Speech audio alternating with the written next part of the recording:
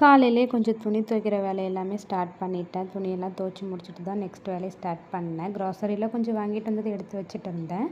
கொஞ்சம் டப்புலையும் பாத்திரம் இருந்ததையும் அதையும் எடுத்து ஒன்று ஒன்றா செட் பண்ணி எடுத்து வச்சுருந்தேன். இன்றைக்கி வந்து வெஜ் புலாவ் தான் செய்ய போகிறேன். அதுக்கு தான் கொஞ்சம் காய்கறிலாம் கட் பண்ணி வச்சுருந்தேன்.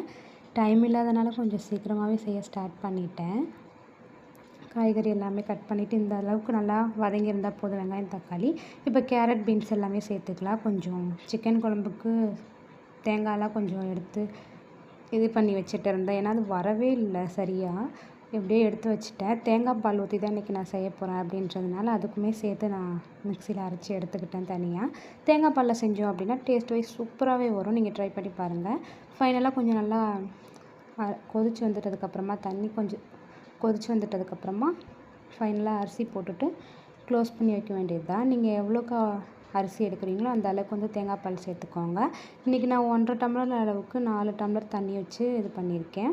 அதுக்கேற்ற மாதிரி நீங்கள் அளவு தண்ணி சேர்த்துக்கோங்க. உப்பு கரெக்டாக சேர்த்துக்கோங்க. கொஞ்சம் தேங்காய் பாலும் நான் சைடில் குடிச்சிட்டு இருந்தேன். ஹெல்த்தியும் கூட, காலையிலே குடித்தோம் அப்படின்னா. ஃபைனலாக வந்து செட்டிநாடு சிக்கன் குழம்பு தான் நான் இன்றைக்கி செஞ்சுருந்தேன்.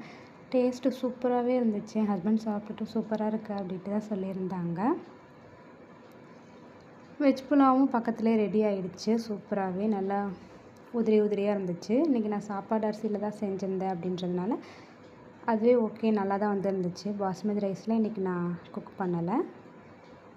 சாப்பாடு அரிசியிலே குக் பண்ணி பார்த்துருந்தேன் இன்றைக்கி எப்படி வருது அப்படின்றது. ஃபைனல் லுக் நல்லாவே தான் வந்துருந்துச்சு. பாப்பாவும் நல்லாவே சாப்பிட்டான்.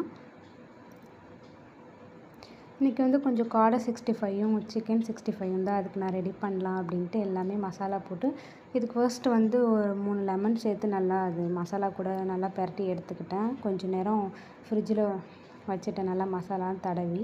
ஃபைனலாக வந்து வறுத்து சாப்பிட்டேன். ஒரு பீஸ் சாப்பிட்டு பார்த்தேன். சூப்பராகவே இருந்துச்சு. நல்லா மசாலாலாம் பிடிச்சி. என்னோடய 3 வீடியோஸ் பார்க்குறதுக்காக மறக்காமல் சப்ஸ்கிரைப் பண்ணிவிட்டு பாருங்கள். பக்கத்தில் உள்ள பெல் ஐக்கானே டேப் பண்ணிக்கோங்க. See the next video. Bye.